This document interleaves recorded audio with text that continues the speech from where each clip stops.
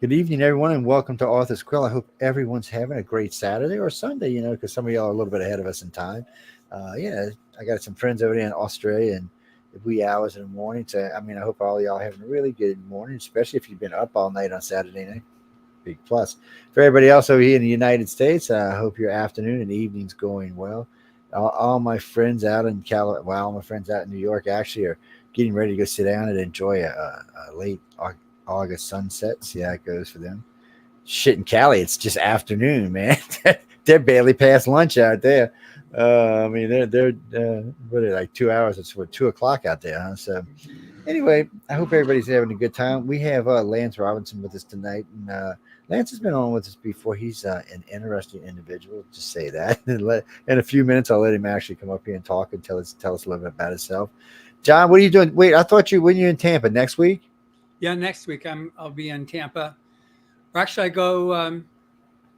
I guess it's next week, and then the week after that, we're going to meet up in Atlanta. I know it's like time is zinging along. Indeed, it is. Like, yeah, so I head out for Tampa on the 21st. Yeah, because but I was talking with Carmen the other day. I said something. He said no. I said when? I said when's? I said I think it's next week, right? He's like, yeah, I think so. Because we were actually talking about this week is what we were talking about. But ladies and gentlemen, if y'all want to catch John over there in TampaCon, stop by and visit him. He'll be out there and just getting in trouble like he always does, harassing people, poking people, stuff like that. He's strange, tricky stuff. I was going to give him a lightsaber for Christmas, but I think I'm scared he might bring it to these cons. Ha! Buy a book. Oh man, what's that, Christopher? No, actually, no. John's a very nice guy. He puts up with a lot of crap from. He is a very nice guy. If you're in Tampa, where y'all going to be? What part of the place y'all going to be? Tampa Convention Center is where we are. So you can't miss them. They always got like a double wide booth. It's really nice. It's a red booth. Red. Yeah. Bright red. Just look for Writers of the Future, L. Ron Hubbard. You'll see him in there. Don't get close unless you want to buy a book. And look, they got some really cool paintings in there. I'm just warning y'all and just beware of these paintings. They're very allurative.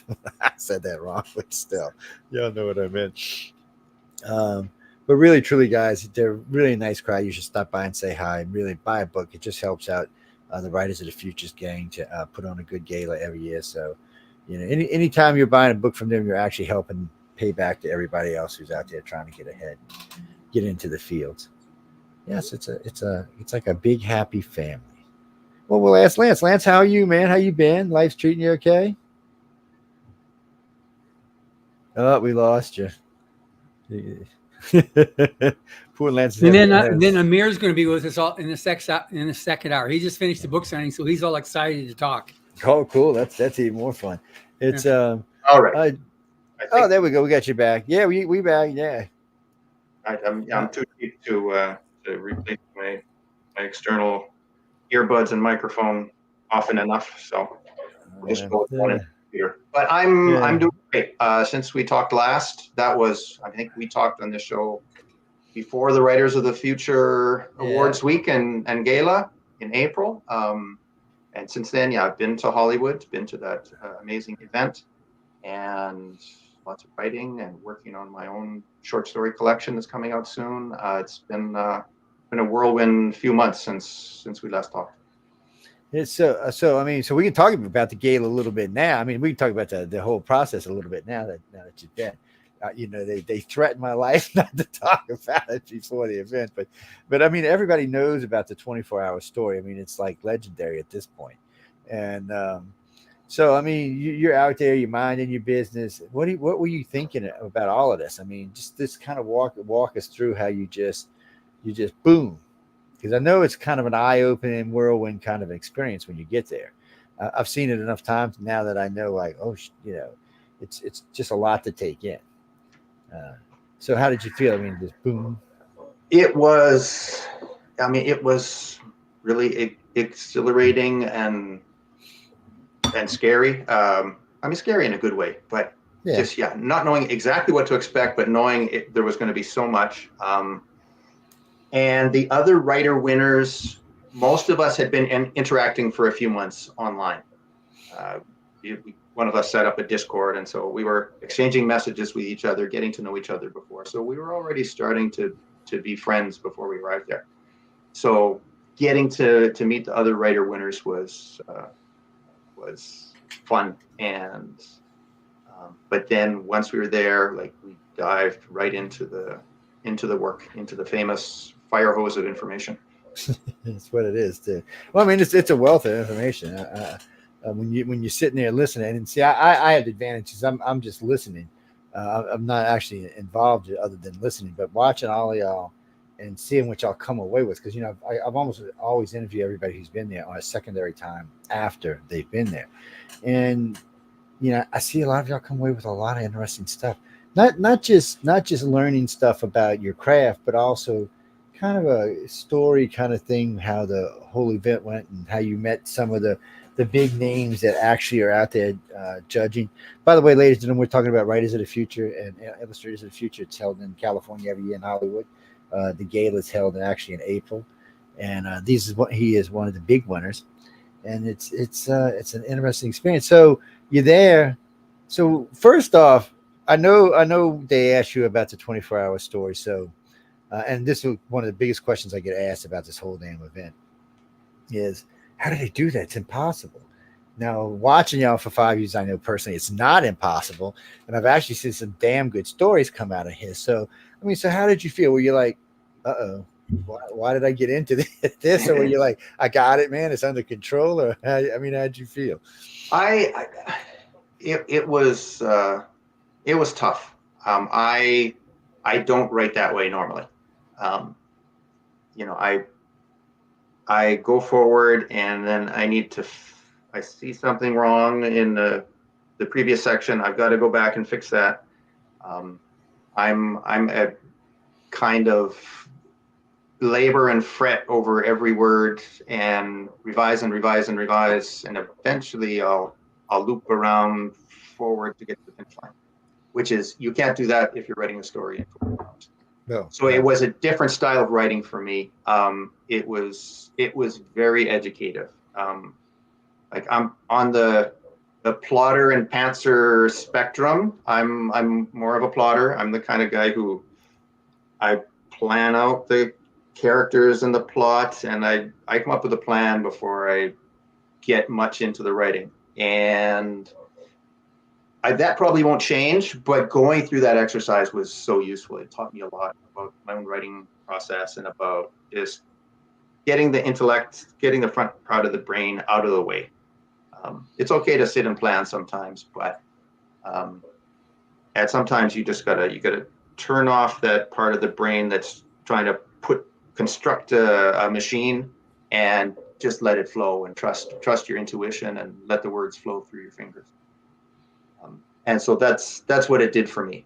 Some of the people come up with like really amazing stories, and we got to read a couple of them. And I mean, one of the ones who, you know, all 12 of us wrote stories. Not all of us. Not all of us. We didn't get to see all of the stories, but you know, we picked 2 to critique. They were both like that close to being publishable already by the time they came out. And that was impressive. Like mine wasn't. It was a learning experience for me, but I didn't come up with this is a gem publishable story. No, I'm going to hide this, and it was something I learned, but it's not. That wasn't a story I'm going to use. Yeah, I mean, it's a good thing you learn. I mean, that's what it's there for. It's there to teach y'all, and yeah. I know to teach. Everybody seems to come away with something different from it, which I find interesting in itself. And, you know, there has been some good stories come out. I'm sure there's been some stories like, well, John would know how many stories come out and get published out of those 24 hours. Most of them do end up getting published. You know, sometimes they need a little rewrite, but the basic story has now been envisioned. And so then, like, for you, doing your process now of polish that you do is different than somebody else's. For the most part, these stories end up getting published, which is a real testament to the ability for a professional like yourself now to create something like that really fast. And I guess that's like the product. You've got some authors like Hubbard. He was writing, you know, his composition speed was like over 90 words a minute. And so he would pump out, 100,000 words a month for himself doing stuff. And that's how he funded his travels and researches and stuff. But Dean Wesley Smith, he'll write 75,000 words a month. Kevin Anderson, I'm not sure what his word count is, but he's pretty high word count. He's got his technique is the dictating his stories as he's hiking. What he does. That would be easier for me. Yeah. I'm just curious for you though, Lance, was there any of the judges that were there that you were like fanboying over?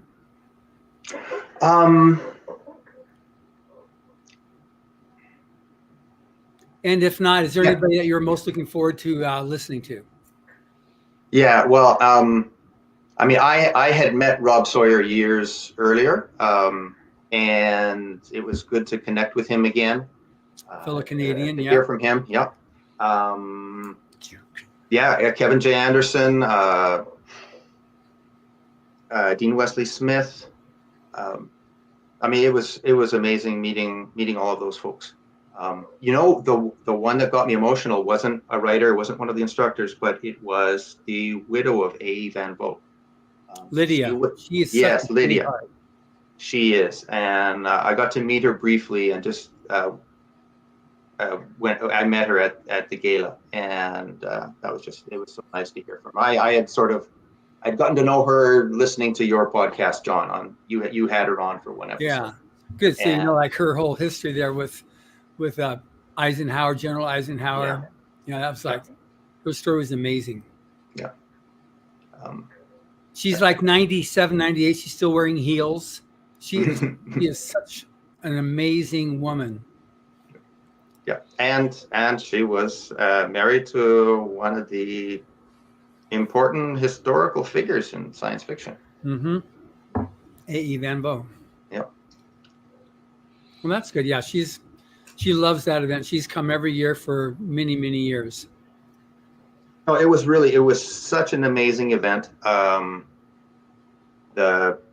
Hearing the speeches from the other winners, hearing Dean Wesley Smith was sort of honored for his lifetime achievement, and he's not the kind of guy. I mean, I don't know him real well, but in the little bit of time I had to interact with him, he doesn't seem like a guy who's prone to big displays of emotion. But he was up on stage getting emotional about the last 40 years. Yeah, and that was nice to see, and it was the first time I ever wore a tux in my life. So there you go. Oh, man. It was a week of firsts for you. Yes, it was. So hopefully you'll be wearing many more tux. More tux you wear, the more awards you win. Yes. John looks good in that tux. You see him all up there styling and stuff. Yeah, I'm going to be seeing Rob Sawyer at Tampa. He's one of our special guests that we're bringing him and Jody. Jody Lynn and I are going to be the guests, and they're going to be doing panels, but they'll be signing from our booth. Oh, that's great. Yeah. They should be. So what do you got going on? What's up next for you? What kind of trouble are you going to get in here soon? So I've still been writing, having success with short stories. I had a short story come out with the magazine Analog, one of the longest running magazines in science fiction. So that came out right around the same time as Writers of the Future came out in May. And they just in the past week accepted another story of mine. So in a few weeks, we'll have another story coming out from Analog. And yeah, I'm happy with that. Analog is something I can feel proud of. It's one of these, it's one of the top level magazines. One of the sort of the, probably one of the 4 top magazines in science fiction.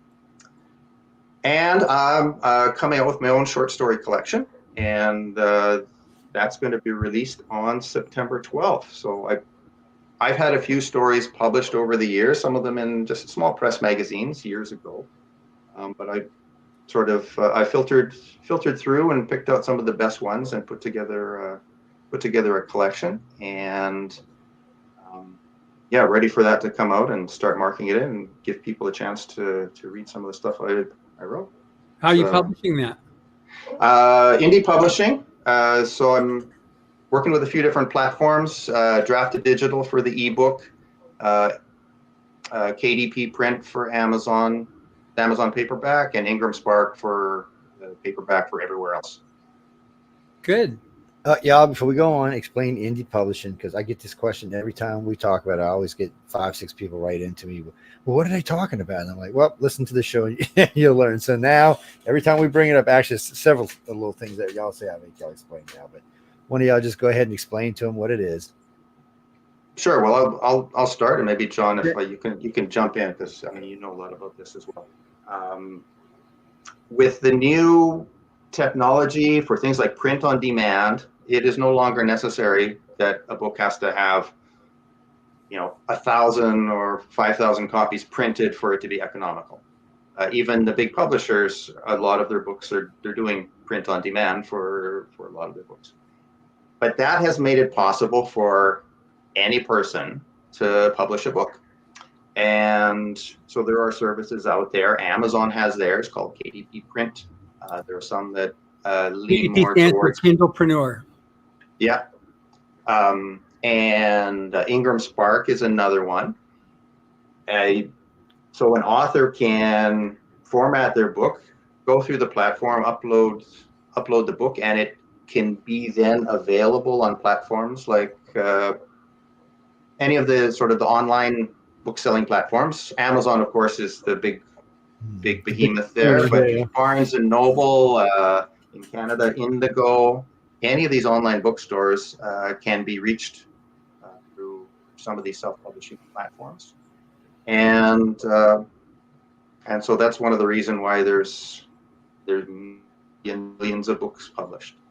Yeah, there's like 4 million books a year now being published, whether all the different formats. I did 2 interviews, or actually 3 interviews. I did 2 with Ingram Spark, and then I also did another one with on the Amazon Kindlepreneur, on that one there. And then there's another one too. I don't know if you've done this with Amazon. It's the what the heck is it called now? It's one where you do a chapter in installments, chapter, and you. Oh, yes. So one of the other Volume 40 winners, one of my cohort, is doing that right now with the series. GALA, I believe it's called. That one, I think it's experimental because right now it's only available to Amazon customers in the United States. It's been that way since the beginning, but okay. I did an interview on that probably 2 years ago. And that was very interesting too. That's its own. I mean, some people make a lot of money on it. Some authors can make a lot of money if you have a lot of followers on it. That you buy chapter installments as you're reading along, and as long as the author has a good, storyline that keeps people's interest, and then enough of a hook that makes sure I got to read the next chapter, then it just it keeps you going. Well, that's going full circle back to the way novels were published 125 years ago. Like Charles Dickens, his novels came out chapter by chapter in magazines or newspapers. That's right. I mean, as much as I enjoy novels, and I'm also writing a novel, I think it's no secret that there's generally declining attention spans in society today. And I think a lot of people are becoming more interested in short stories. Yeah, unfortunately, that's one of those things being done by design, not by chance. Yes, yeah. Yeah, well, people have too many things going on in their life at one time. There's things serious dumbing down in education too. But that's not because you got your cell phone. What do you have to learn anything for? What do you just ask your cell phone? I catch myself all the time saying, Alexa, what's this? Alexa, what's that? When I want to spend some time. I mean, I got a whole set of encyclopedias I don't even use anymore. It is a shame because it's a lot of people and then like myself, personally, I like to listen to books. I can't really read them anymore. I really just don't have that kind of time. But for a lot of people, it's not even about the time. It's about just, how can I say this politely, being lazy. It takes too much effort. They got a vocabulary of maybe 200 words. Well, that really bites too. Yeah. So, I mean, that's part of the educational system too, where it's just. It is. With the new psych education stuff where it's, you don't have to clear words and you don't need to know the stuff here. And then a lot of the history, it gets like it's discussing here in California, especially here in Los Angeles. They do these game shows, or little contests, and you say, okay, so who's the vice president of the United States? Who's famous celebrity's oldest son's name? Oh, it's Billy Bob. It's like they know all that stuff. No, I know. No civics. Oh, I watched him the other day walk around 2 campuses asking what our vice president has done, and it was just sad. It was. I mean, they had no clue whatsoever. I don't think they had any clue what was going on in the world, for that matter. Well, it's for both ways, because she hasn't done anything, but also the fact that not being able to know what she did. Yeah, well, that's just sad. And then just recently, I was at a little meeting thing, or whatever you want to call it, a little group thing, and I asked about the Palestinians and why is everybody pro this, pro that, and you were surprised. Nobody actually knew what actually happened in Israel. I was like, wow, okay, well, I don't even need to be here. Let me go now. Nice talking to y'all. Bye. I'm out of here. It would have been a waste of my time to even try to discuss it with anybody. But anyway, we don't need to talk about that. There's a lot of that crap in the world, people. Feel free to join us on Friday nights. We get in depth into a lot of those topics. And matter of fact, if you happen to be one of these voters for the podcast awards, John and I would appreciate your vote. We know there's only 5,000 of y'all left now because the 5 million have voted, and we've made it in the round 2. But be sure to go vote. Oh no, Glenda, this show is not up. Not until next year. It was too new to put up this year, and UFO Undercover wasn't up this year because, frankly, I hadn't done enough live shows to get it.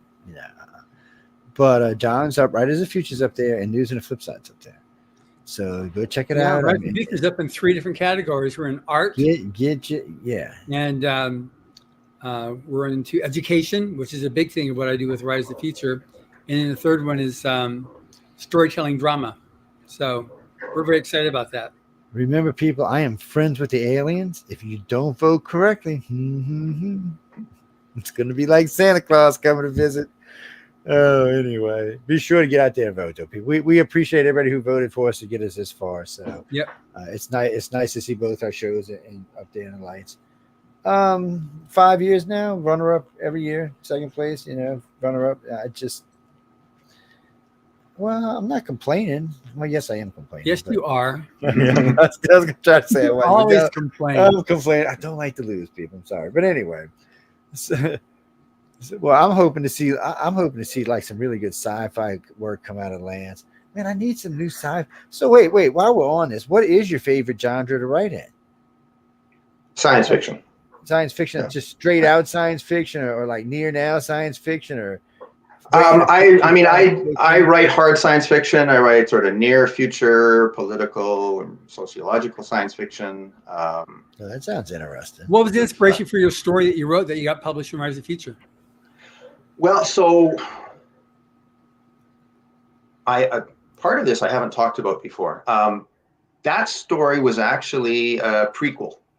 I had written a story years ago that got published in a small magazine set in the same world, and the original inspiration of that was it was a mesh. It was a confluence of 2 things. One was some of the new findings in astronomy, exoplanet astronomy, learning that almost every star in this galaxy has planets around it. And the astronomers were starting to understand some of the characteristics of these planets. And there were solar systems that looked very different than ours, and there were planets that looked very different than ours, including some where the planet is tidally locked to a star, where the same face is facing towards the star the whole time. Yep. When a planet, or like our own moon, this has happened to our moon around us. Our moon used to rotate and show us a different face, but millions or billions of years ago, it gradually slowed down and stopped. I asked myself, well, what happens as it's slowing down and stopping? What about a planet where it hasn't quite finished locking to its star, so it's still rotating, but so slowly? And if it's rotating slowly enough, you can end up with a day being longer than a year. And so this is what I created for this world, was a planet where the day is 15 years long. What would it be like to live on a planet like that? So that was one side of it. The other side of it was this metaphor I've heard about the sort of the phases that humanity goes through. History is cyclical, but it doesn't quite repeat itself ever. And we go through moments of really like moving forward by leaps and bounds, and then, years of sliding backwards and so on. And I was asking myself about this idea that, this spiritual rejuvenation, this cultural rejuvenation of humanity, and how it's like the passing of the days, the return of the sun, and the sun rises, and, you get new civilizations, new ideas, new philosophies that bring new life to human beings. But then invariably we go through some kind of dark ages, some kinds of period when things are declining and the principles and ideas and values have been lost. And so I put those two ideas together, and where that idea of chasing the sun was sort of, in a sense, a metaphor for human beings deciding if they're going to learn or not, deciding if they're going to change or not. Don't get me started on human beings. But see, that kind of stuff I like. I like any kind of sci-fi that makes you think. Or actually, I do, unfortunately or fortunately, depends how you look at it. I really do like near now sci-fi for some reason. I got hooked on it, I think, with Babylon 5 or somewhere. One of those TV soap opera, sci-fi soap opera somewhere along the line. I got hooked on. I'm not sure where, but The Expanse and Altered Carbon actually brought it home even more for me, because they're both near now sci-fis and they're really good. By the way, I have to anytime I bring up Altered Carbon, I feel the need to give a warning. Please don't let your children watch it. Don't get me wrong, it's really good sci-fi and there's a lot of good scenes in it, but let's just say it's worse than R-rated, and we'll just leave it at that. Yes.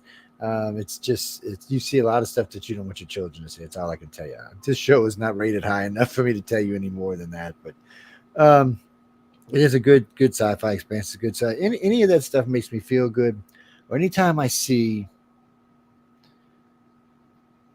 social and political environments and such that they came from us, regardless what time era we're talking about here, you just know, okay, well, that's the human race. Whether on the rise or the down decline, it does seem to be us. So I guess it's just some way I got hooked on that. So I'll be looking forward to anything you write like that. I'll keep my eye out for it, because I'm always interested in something. Well, that's good. Well, about half of the stories in Chasing New Suns, my new book, are near future speculative fiction, and the other half are kind of like, far future. Well, I like that too. So I can't.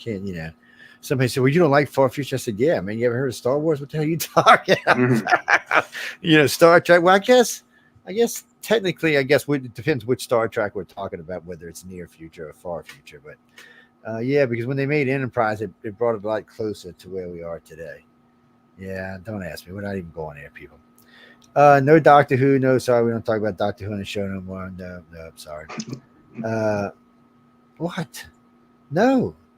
Lance, someone talk about Doctor Who. Don't get me started. Just stop. Come talk to me on Friday night about that. We'll talk all you want about it. We're just not going to talk about it here. But so, I know all writers want to get them novels out, but would you prefer to be able to write short stories? Because that is what's in demand these days. Everybody's got their 15-minute clock, basically. It's like when you watch them on TikTok, they're like, whoosh, whoosh, whoosh. It's like they're being hypnotized. I swear. It's like, whoosh, whoosh. As a writer, there's something I enjoy about each. So I think the best world for me would be writing both novels and short stories.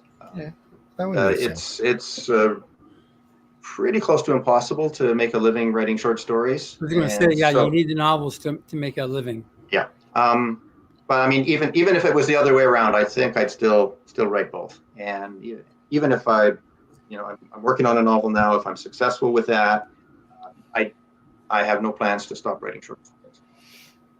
So, I mean, it's just you just can't get as much per short story as you can per novel, I guess. Or I No. guess Yeah, and novels it's different art forms. They're both writing and they're both fiction, but the tools you're using as a writer are different, and sort of,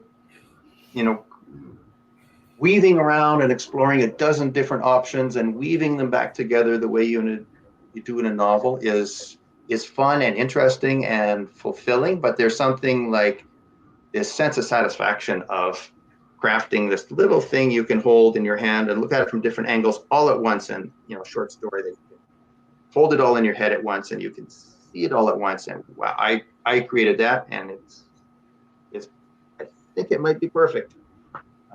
Whereas a novel there's no such thing as a perfect novel. So yeah, I mean, each has, as a writer, each has something different. And so, yeah, I expect I'm going to keep writing both for as long as I'm still writing. You like it and you make money at it. You can't really bitch about that. I mean, that's always a plus. That's why I do construction. People ask, why you do construction? Because I like it. I enjoy it. For somewhere along the line, I needed this sense of completion and gave it to me for some reason. Couldn't tell you why. If I could, I would, but I really don't know. But what's that, Glenda? Where are you from? New York? You from New York? Well, you're the one that wrote it, New York. That's why I'm saying it that way. What part of New York are you from? The city? Okay. New York has a lot of cities in it, boo. Are you like from New York? New York? Is that what you're saying? The Bronx? So what's your question? So you're talking about fantasy. I don't know. She's asking if you want to, if you've written fantasy or if you'd like to write fantasy. I think really the last time I wrote fantasy was back in high school, and well, it stunk partly because I was in high school and still learning to write. It was bad. It's not out of the question that I would write fantasy, but I like sort of the science fiction, especially if you're writing hard science fiction, put some boundaries around you. This has to be plausible. It has to make sense scientifically, even if it's like imaginative. Something that may or may not be scientifically possible. Putting those boundaries around myself puts like some constraints on myself as a writer, and then figuring out how to create the story in that, and how do those constraints themselves help me create the story. Whereas in fantasy, I've always got an escape hatch. Oh, I can add some magic to solve this problem. I can have a dragon show up to solve this problem. And good fantasy writers don't do that. They write things to make sense. But I think I would be too tempted to take the escape hatch if I was writing fantasy. But it's not out of the question. I write science fiction partly because I like exploring science and the ideas, but partly because it's just a tool. And if I get to this point where I've got a story where, the tools to tell this story might lie more in the realm of fantasy than science fiction, then I could see myself doing that. But for now, I love science fiction. I love reading science fiction. It's 80% of what I read is science fiction. And so that's where my focus is these days. And I tell you what, it's because people who like to write science fiction that we have Neil deGrasse Tyson, Michio Kaku, Gene Roddenberry, all these guys all were big into it. I mean, I was listening just a couple weeks ago. I was listening to a physics convention, actually a theoretical physics convention, and they were talking about how they all got into what they were into.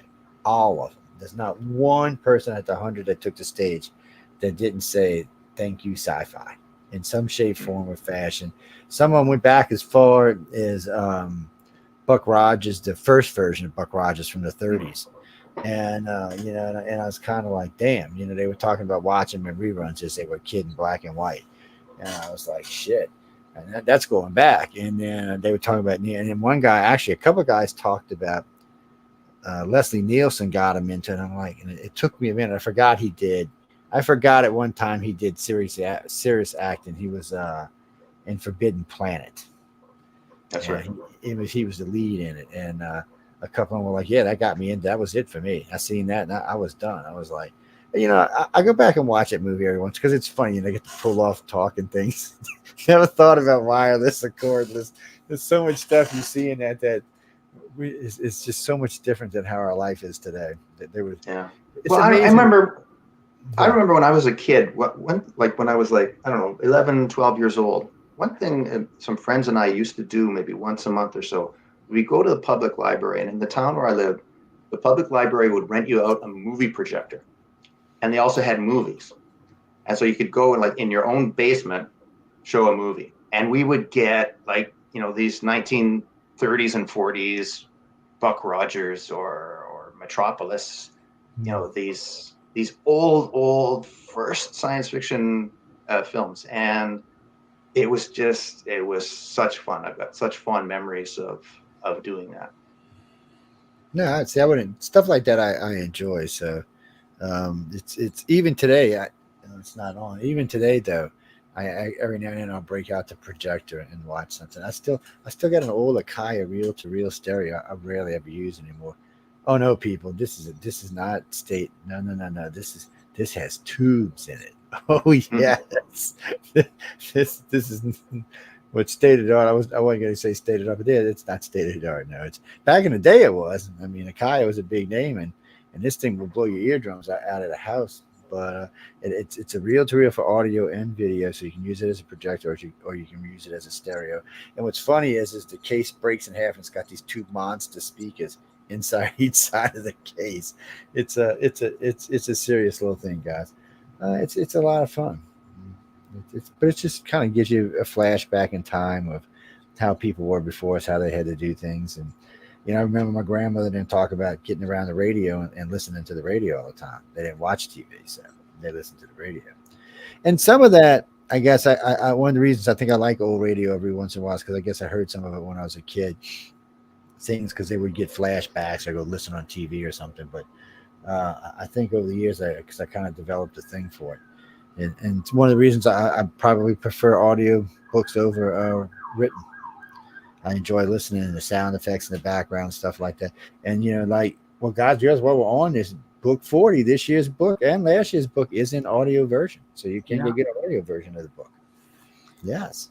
John said, I'm curious about Lance. Are you familiar with any other Canadian winners? Obviously, Rob Sawyer is a judge, and he was a honorable mention. I think maybe a little bit more than that. But any other winners that you know there in Canada? So, Michael Kotowicz, if I'm pronouncing, I don't know if I'm pronouncing his name right. Steven Kotowicz. Steven Kotowicz, that's right. Yeah. Steven Kotowicz, who's since gone on to, he's writing his own stuff, but he's also started up this anthology. We used to have different sort of year's best Canadian science fiction anthologies. So they had faded away, but then he resurrected his own version of that because it was a gap in the marketplace, and he's been doing really well with those. Yeah, he was a guest about 3 months ago on the podcast. Yeah. Do you know James Allen Gardner? I do. I had met James at some point years ago at this networking thing that Rob Sawyer used to host. He and other Canadian science fiction and fantasy writers in the Toronto area used to get together monthly to just sort of hang out. It wasn't like a writers group of exchanging writing or anything. It was a social gathering. And James Allen Gardner, I'm pretty sure has been there a few times. Melissa Yuan Innes is a winner from there, and I've also had he writes John Haas. He writes horror stuff. He's been a guest a couple times. He was a winner in maybe 6, 7, 8 years ago. I think Canadian SF and fantasy writers have done okay, I think, in Writers of the Future. Yeah, they have. It's unfortunate that the TV is kind of like collapsed there because we used to be able to get a winner on there. Up until a couple of years ago, I've been no problem getting on Good Morning in whichever province for Canada. Yeah. And then they shut it down. They fired a lot of their staff. because one of the producers routinely enters Rise of the Future when she made a point of getting all the winners on, which was great. But then she was one of the last ones they let go, and they're just like they really cut down a lot on the Good Morning Canada. It's just kind of like, oh, over to you. If it's Good Morning, more power to you. Yeah. No, a lot of those kind of news and current affairs and morning shows, both on radio and in television in Canada, have scaled back their budgets and big time. Yeah, do reruns and stuff like that. I mean, radio's still doing reasonably okay, and I mean, local media has its challenges, but some towns really support their local media, and I've been fortunate here in Thunder Bay in northwestern Ontario. Had a couple different bits of local media coverage after winning Writers of the Future last year. Yes, and good stuff there at the beginning. Yeah. Thunder Bay. I think I got 2 hosts in Thunder Bay. We got 1, 2. I think we got 7, 8 hosts from Canada. Well, my station manager's from Canada, and her co-host also is from Canada. But one's from Ontario, one's in Niagara. One lives in Saskatchewan. I think 2 live in Thunder Bay. What's his face lives out in BC. They scattered all over the damn place. We always kept quite a few Canadians around. It's like a good luck charm or something. As long as they're not wearing pink shorts, we're good to go, man. What's that, Jimmy? You'd have to go listen to the news show to know what that comment's about. Yes, just go listen to it and you'll find out. What do you mean, who am I voting for? For what? What, for prep? Don't even worry about it, man. Just go on Friday night. You know, some of the hosts will tell you. By the way, because I know we'll get ready to switch in a little bit, but November 5th, like we do every 4 years, there'll be a big, massive show with 8 or 10 hosts on it from every variety in life, from every political variety in life will be there, and they'll all be doing the election poll all night long. And yes, Bruce, if you're a friend of the show or a friend of the network, you're allowed to stop by and hop in with everybody else. Yes.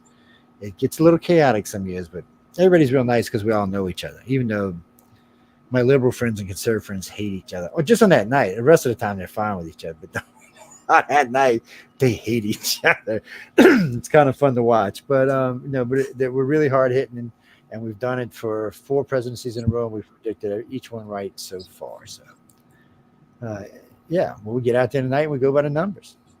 Yeah. And so far we've been right on the numbers. So, but check it out. We're there on Friday nights, and you can go listen to what we're talking about on Friday nights. And we take turns because I'm a centralist, so we take turns hating on people. So, and nobody's safe, man. Doesn't matter what political party you're not safe. No, our friends like that are safe. So well, no, all you got to do is go to writersoffuture.com. All the rules and regulations are there. How you submit's there. Everything you need to know is right there. Yes. And if you think you're a good enough author to write, go. John says he likes seeing new stuff come in.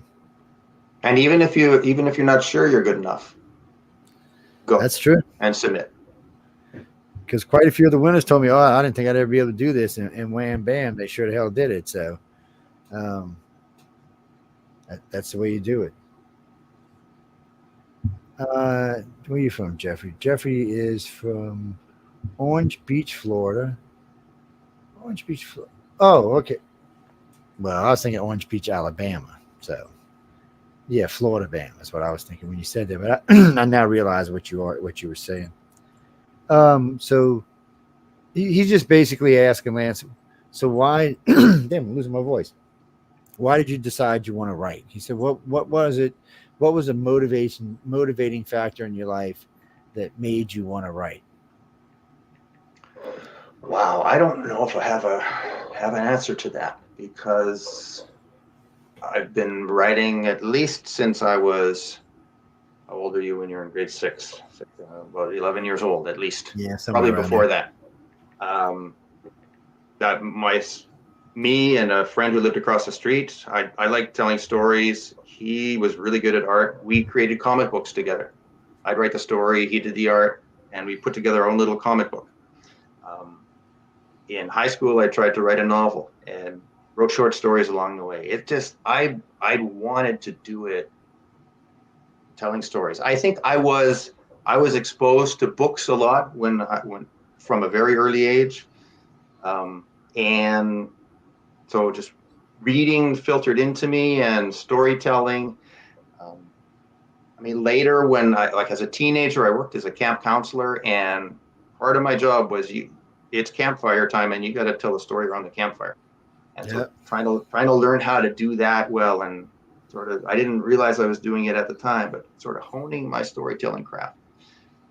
And it seeped into my bones, I guess. Yeah, if that's what it was, and then it brings you happiness. You can't complain. I like being happy with stuff I do. It's fun. Just like doing radio, it always makes me happy to do it. A lot of people say it puts me in a better mood. Yeah, we'll see about that. I don't know if that's true or not. Marissa, well, the jury's out on that. But Marissa, what do you got? That's his wife. Yeah, that's Miss Emily Goodwin. Yes. What about her? That's his wife, John. Oh, you can't see me point. Wait, now you can see the guy down there, right there by himself. That's John. It's his wife. Yeah. What about her? She's not an author. No. She's just one of the big bosses. That's all. Well, if you win, like you said, you've been telling me for a while, you're going to submit. So if you win, you'll get to meet her. You get to see what she does. If you're going to go to Atlanta Dragon Con, you'll see her there, and you'll see her in Salt Lake City at FanX. She's a sweetie pie. I give her trouble, but she's a sweetie pie. Yeah, no, she's a sweetie pie. She's hardworking sweetie pie. How's that? I've never asked her if she ever thought about writing. No, it's never come up in one of our conversations. No, it's not something that's come up. We've talked about a lot of things, but that's just never come up. Next time. Well, she's the one that she scripted the Writers of the Future online workshop. She's the one that wrote it, and then got the judges in and coached them through all the different videos. So she's the one that put that together. That was her product. Yeah. So if anybody's taking that course, thank Emily for that. Yeah. I enjoyed the course. No, I'm gonna probably end up taking it again because I got hung up on something the other day I was thinking about, and I was thinking maybe I might go take a walk down memory lane and see if it jogs my memory any. Did you take that course, Max? I only started taking the course after I won the contest. And once I got halfway into it, I thought, wow, I should have done this a long time ago. I mean, I had reached the point that I was good enough to win Writers of the Future, but still, I was learning stuff. It's, I think it's a useful thing for anyone who's sort of, beyond the first stage of learning how to write a sentence. If you're a beginner, or you've been writing short stories, or even trying to write your handed novels for a few years, at any level in there, I think you'll find it useful. I had been, from time to time, I want to learn something and I try and educate myself on YouTube. And there's some good stuff on YouTube, different people putting stuff up on tips on writing and different aspects of writing, but it's all kind of hit and miss. The Writers of the Future online course, which is free, I just found it's useful. Yeah. I'm so glad I did it. That's good. Yeah, that's the main thing with all things Writers of the Future. As it was originally created by L. Ron Hubbard back in '83, it was free to enter and judged by the pros, and then to help launch careers, and so we continued expanding on that theme. So we've got the blog, we've got the podcast, we've got the online course, we got the forum. They're all free, and the whole purpose is to provide that assistance that's needed to make your next step. And you're also in an environment where you're not going to have people that are just going to give you any grief. And if somebody's in there trying to do that, they get one warning, they do it again, they're out of there. They're banned from Writers of the Future. So we just keep it so it's a safe space for people to grow as an author or artist. Well, and I think the whole Writers of the Future ecosystem, the awards, but all the other things we've been building around it over the years have become really important in nurturing the field of science fiction and fantasy. And so for that, I know me, the other writers and illustrators for that matter who've won and participated. We're grateful for what you and the team have done. Yeah, and it's just carrying on that the basic, game plan as originally envisioned there by Hubbard. I mean, what's amazing too is that it was for him it was so important he put it in his will, so it's still funded by the estate. So that's all from his earnings. He still pays for all that stuff. So that's pretty amazing too.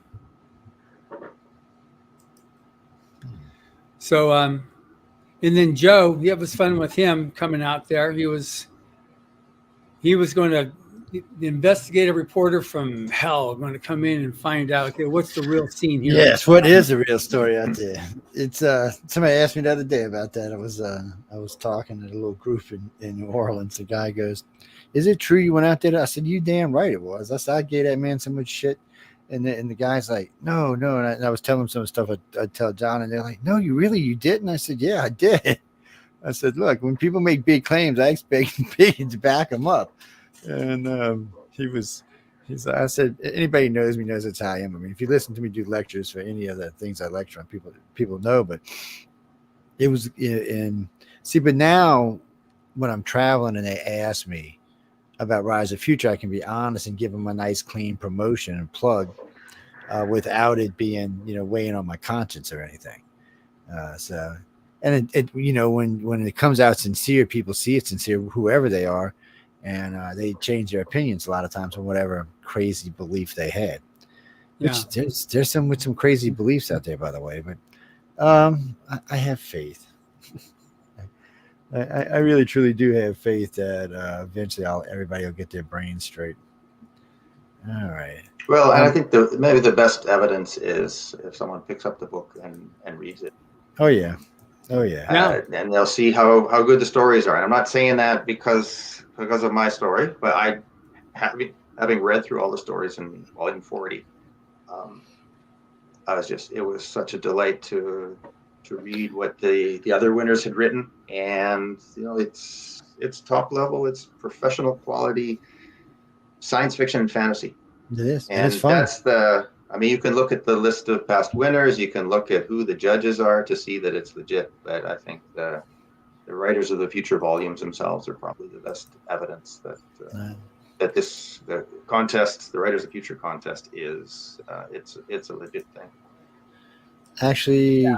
Kim, it's a lot of fun to read it, and believe it or not, they put it in order, or I shouldn't say put it in order, but they arrange it in such a way that it kind of flows through the book.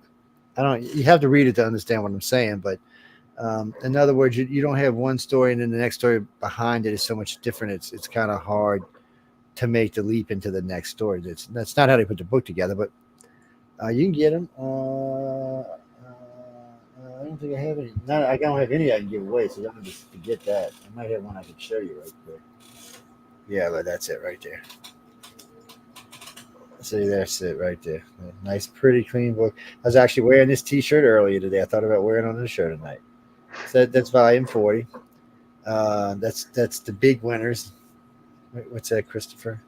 No, Lance is a big winner. No, yeah, he's the top dog. He's the big honcho, the big hot dog. Yeah, he's got a good story. The best way, people, we could sit here and tell you all night long about stories, but really and truly, I mean, the book is under $20, and there's 12. Was it 12 or 14 stories in this one? There's 12 winner stories, and then there's the story, the cover story that one of the judges writes, and then we have another judge story, and then our Hubbard story. So you're getting 15 stories in there.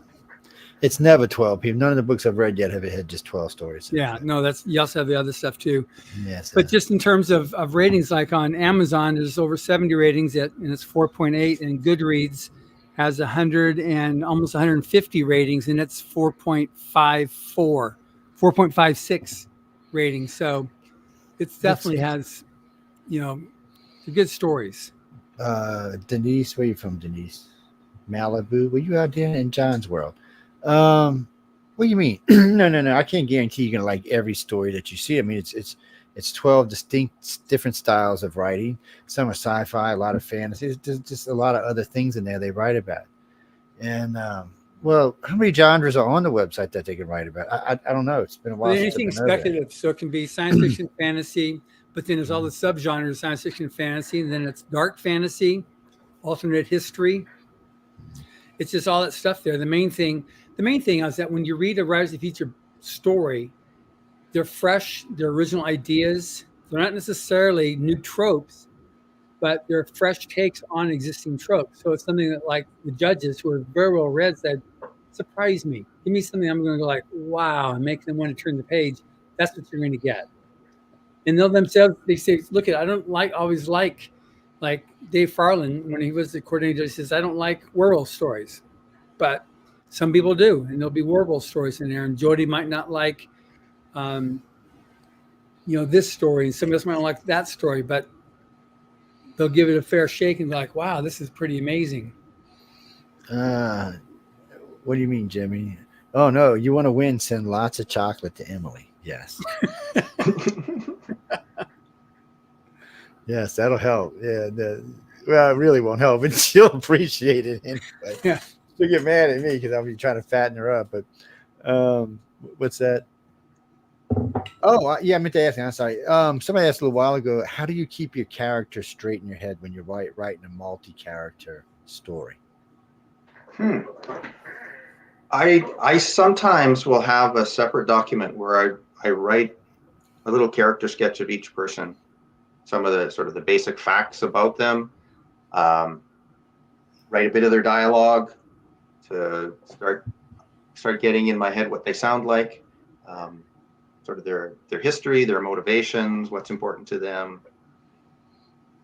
And sometimes I'll go randomly search the internet and find a picture of some stranger who I don't know who they are, but people post pictures on Facebook and everywhere else. And I just, okay, that woman, that's sort of in my head what I was thinking this character is. And I don't know if this is violating someone's privacy, but they put the picture on the internet. So I'll grab that picture, I'll put that in my document, and somewhere in Ohio or France or somewhere, there's a woman who looks like the character in my head.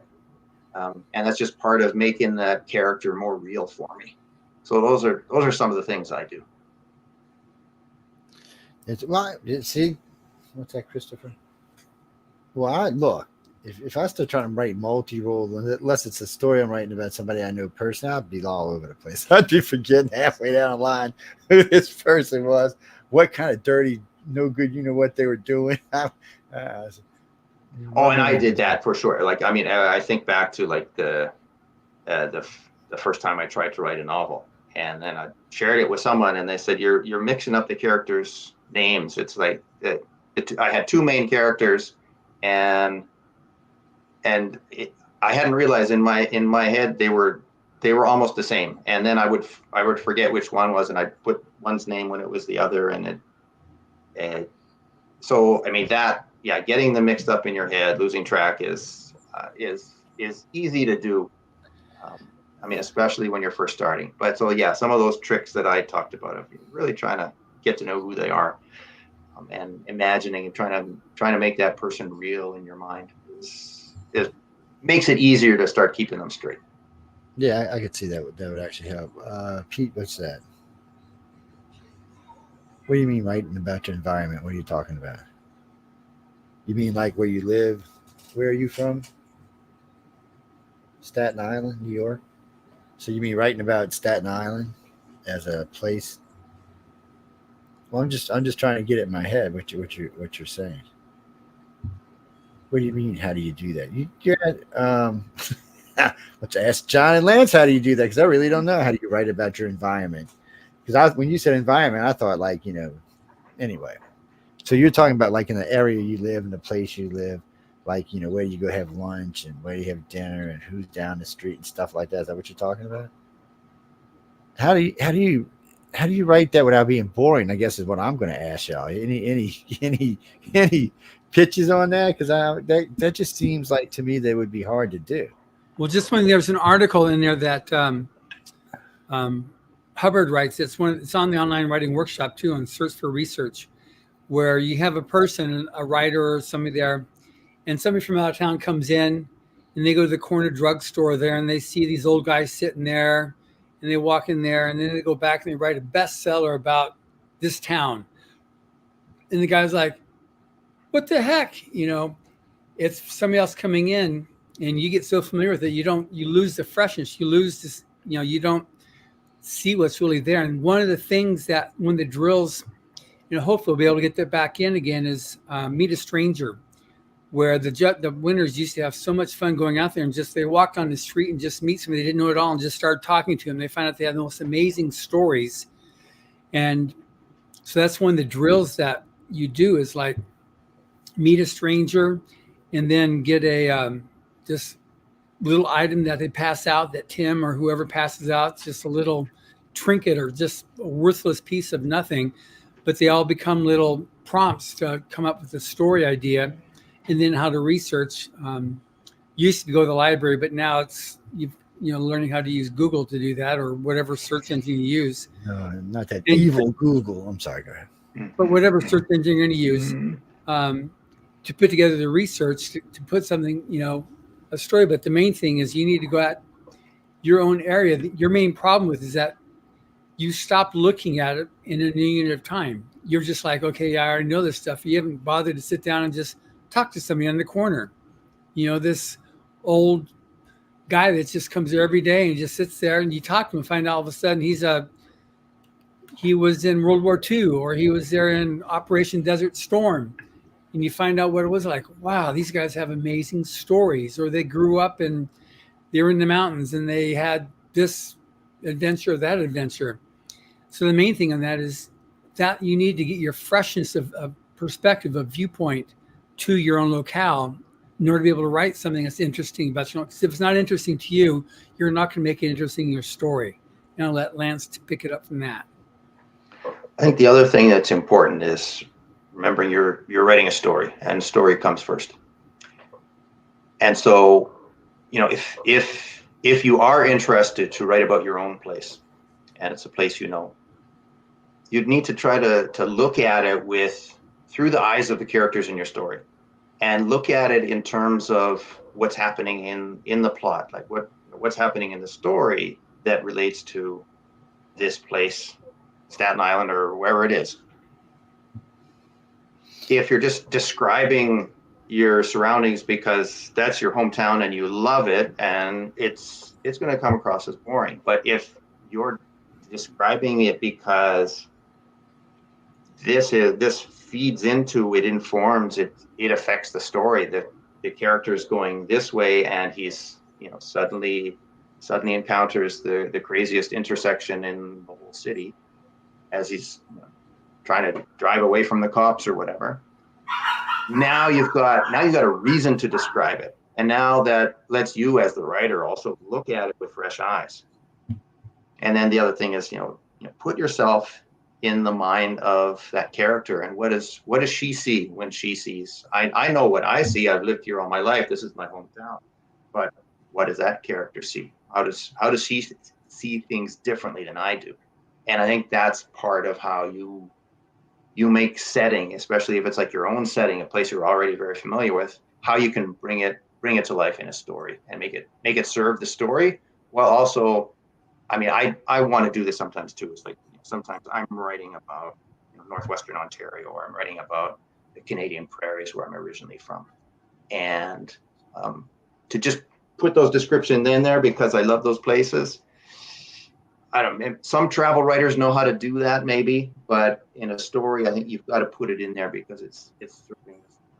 And then you can put in those beautiful descriptions, and they're beautiful while serving the story. Good. Yeah, it's obviously the proof is in the pudding if you're going to what kind of a story you're doing, but some people will go into and they'll challenge. Like when writing fantasy or even science fiction, what you put in your fantastical part or your fictional part has to be able to blend smoothly with reality. So you've got Tim Powers is really good with this. He'll research the whole area, the whole environment, so he knows what streets are connected to what and what buildings are where, and the front door and the back door, and so that gives him his point of reality. Then he'll find little gaps in time, and he'll fill in those gaps with his fantasy or his fiction. But he'll build everything else around it, so that makes it he does it very seamlessly. That's why he's so good, and he's won multiple World Fantasy Awards. But he'll do that stuff so that as a reader, you're like, wow, that's pretty amazing. It's like how you get you're able to suspend disbelief that way. Yes. We got our other guest with us. We're going to bring him up in just a second. Ladies and gentlemen, what's that? Well, Lance, where can they find you, man? My website is www.lancerobinsonwriter, all one word, .com. I'm on Facebook and Instagram, but yeah, the easiest way to find me in social media is to start at my website, and you'll find links to my social medias from there. Yeah, we'll go to his website, guys. He goes, wait, if you forget, you can always come back. It's in the middle of the show, so you can always stop in. We got guests smiling. That's got me laughing. Sorry about that, man. I seen that wonderful smile. Hey, team. Great interview. Man. Yes. Hi, Amir. Nice to see you. Good to see you too, Lance. I just started your book, The Advanced Copy. Phenomenal. It's a real page turner. Yes, Chasing These Suns, really good. I see that, man. You got one author telling that. Well, don't you have a new one coming out yourself? Or were you just out signing a new one? No. I was signing Writers of the Future, Volume 40. Well, yeah. That's a good one. That's a good one to be signing. Yeah, that's a good one to be signing. So, we got Lance. So we know you came down, you won, you went down, you got down there. So, what did you think when you got to LA, man? What the hell did I get myself into? I'm just curious. I ask everybody, whether writers, illustrators, doesn't really matter. I'm always curious to see how y'all felt about attending the event, and I'm always curious about the 24-hour story, as Lance will just tell you. I was harassing him about a few minutes ago. But how did you feel getting down here? I mean, was what you expected, or was it different? Or that's for me, that question? Yeah, that's for you. Yeah. Gotcha. I loved it. I love Los Angeles. The people were so nice. All the Writers of the Future staff and writers and authors were so gracious and helped us through it. The gala is really magical. They pick you up in a limousine. You go in. The arena is super nice. It's only a week, but it feels longer and it feels dreamlike in some ways, looking back on it already. The only part that wasn't dreamlike is the 24-hour story. That is you are working. You're really grinding your gears to get that out. I'm not that quick a writer normally, but it did teach me a lot of good lessons. So I'm glad to have done it. The doing it is hard, but having done it is great. It's good looking back. It's funny. Your answer is so similar to what Lance just said. That's funny. It's funny because Tim Powers usually hits me up each year and asks me to, when they do it, I'll go around catching pictures. Because y'all are busy with your face down on your laptop or on your pad or in your book, whatever you may or may not be doing. Nobody ever notices that they're having pictures taken. And yeah, there has some expressions like, "Oh my God, what the hell did I get? Can I actually do this?" And then there's some like, "Well, you know what? Who was telling me one year? He said, "No, I wrote it, tore it up, wrote it, tore it up, wrote it, tore it up, went and slept. Said, the hell would I got to get some sleep." Woke up at 4 o'clock in the morning, panicked, wrote it, tore it up again, and then wrote it the last 2 hours. I was like, "Dad, just probably give yourself a damn heart attack, man. What the hell?" And I've had a couple of them say that they would cram it in and then just freak out. No, it's and you don't know if it was really bad or not. It might have just been panic on their part. It might not even have been a bad story. So, I mean, how'd you feel about your story there? How'd you feel it came out? I've never handed anything in and thought it was good. That's my personal hang up. I always hand stuff in like I have no clue. But I read it recently and I didn't think it was too bad. I want to go back on it, make some revisions and get it out there. I think the hardest part about writing is just getting a draft done. So the really beautiful thing about 24-hour story is you finish a draft, you finish a story. Editing is not as hard, in my opinion. It's just longer. Just longer. Well, that's good my for you. case. I'm one of the people whose 24-hour story is probably going to stay in the drawer forever. Mine too, probably. But He said it's not coming out. It's not going to see real daylight. But you never know. When you're rich and famous, people might want to see them stories, man. That's They'll be true. like, what was I this? mean, it worked for Stephen King on his the what's the one the Western one that he wrote. He did that as little installments in college. The Dark Tower. Yeah, Yep. he did that series there, and that was nothing compared to his later writings, but he made just a bucket load of money on that series. It's true. Yeah. No accounting for what people like. That's all I can say. So you just came back from a bookstore signing, Amir. So how'd that go? Really good. It was actually, I was a little nervous going into it, but the people are very friendly. And once everyone knew it was a competition that anyone could enter, people would just talk about story ideas, always having wanted to be a writer. So all the bookmarks, all the little information about the contest, they went like hotcakes. I had to refill it multiple times because people were like, "Oh, really? Tell me about it. What is it like to write?" Da da da. So it was really fun just to talk with people, and it's in a bookstore, so you get a good. Yeah. The odds are good that people want to write because they're readers. So that's great. You get normal people who like. Yes. Books, right? So it was nice. You never know today. I mean, people are weird. Today's. I mean, when I grew up, you guys have had successful bookstore events, which is great. Yeah, it was Lance really did nice. a great one a little while ago, and then you just did one just a few hours ago. So that's really good. Yeah. Was that your? Yeah, I had a nice one. I met some. I think I got some new fans, or at least people who are tentatively fans, signed up for my newsletter. Just random people who were walking into the bookstore, and just getting to meet people was fun. It's always nice for them to meet the author. It's always nice to put a face behind whoever's writing. Plus, now you've got a good line with your bookstore. So when you guys have the book, is that going to be available for bookstores too through? So it will be available for in bookstores. I know my local bookstores will carry it. That'll be fine. But any bookstore that's got access to Ingram, Ingram is a big distributor, as well as having their Ingram Spark indie publishing branch. Ingram is a distributor for a lot of publishers. So that's what they are foremost. That's their main thing that they're known for. Yeah. And so, Chasing New Suns will be potentially available in bookstores. And if you want to help a writer out, you can pop into a bookstore and say, "Hey, do you guys have Chasing New Suns by Lance Robinson?" And they can look it up, and they should be able to find it in their catalog. And they say, "Oh, no, maybe we should carry it." That's exactly invitation to listeners to become part of my guerrilla marketing team. Good. That totally works. Now, Amir, you just got back from was it 2 weeks, the writing conference you were just at? 6 weeks. In 6 weeks. Yeah. It's a lot. It was fun. But you know what? We're just talking about stories that are in the archives. I got to visit the archives of former people.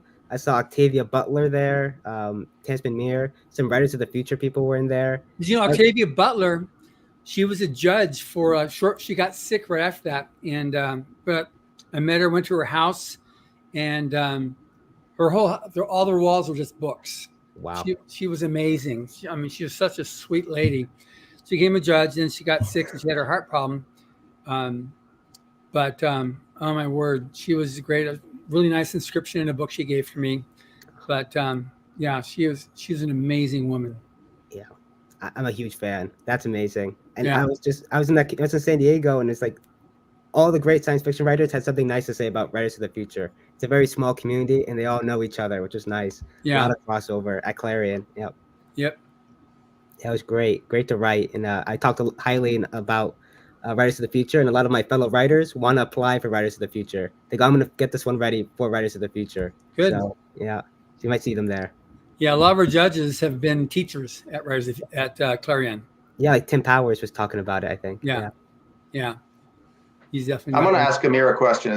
Was there of the judges who were there, and the other writers who I think there were some just hanging around who weren't formally instructors, but several of the judges came, taught us. was there anyone that like stood out for you that said, "Oh, I want to meet this person"? At Writers of the Future, or Yeah, at the Writers of the Future workshop. oh back yeah, in April. oh yeah. Who? Orson Scott Card. I grew up on that book. My father read me those books as a child. So, and I picked that book off the bookshelf as like a 5-year-old. So that was surreal to be like, that's the guy who got me into it. That was crazy. I knew Robert J. Sawyer, but I was also in love with Kevin J. Anderson. I knew him by sight. And then there's Larry Niven was one of my dad's idols. So that was just to be like, we're in the same room. That was cool because my dad went to the event. So yeah, but all of it, I mean, Nnedi Okorafor, just knowing those names from books and then seeing them in person is surreal. And I think like there's pictures of me next to Orson Scott Card, like that big GALA event, and I'm like, wow, I just crop myself and him next to each other. That goes on the wall. I mean, that feels good. So, you know, for nerds like us, it's starstruck. What about you, Lance? There's certain author you're looking forward to? Yeah, well, I sort of said this in the first part of the interview, but it was really good to reconnect with Robert J. Sawyer. I'd met him years earlier. And so, you know, I approached him not so much as the awestruck fanboy, but as like connecting with this guy who's been successful in the past. You know, I knew him when he was just at the beginning of his career and so on. So just, yeah, being able to reconnect with him was great. Orson Scott Card, for sure. One of the best short story writers there's ever been. I just did a writing workshop with Scott Card a couple weeks ago in Florida. We had 130 students there. That was great working with him on that. And then he's going to be coming to Dragon Con in Atlanta in a couple of weeks. He'll be there. And anxious to see how that goes. You know, we've got. He's a character, man. Yeah. Well, I'm cutting into your time, Amir. I think I was supposed to say goodbye, and but these two gentlemen will have some hard questions for you. Where were you on the night of the 24th? Yeah. I gotta go. It's good to see you, Lance. So Joe and John, thanks very much. And I'm going to sign off for you. But yeah, as I've mentioned before, www.lancerobinsonwriter.com. People can look me up. They can find out where Chasing New Suns is available. And when you know, you need to send me one for back and here. be sure to send one. I don't have no new authors back here. I will. I just realized that I don't have no new authors back here. Okay, you'll get one. Both of you will get one soon.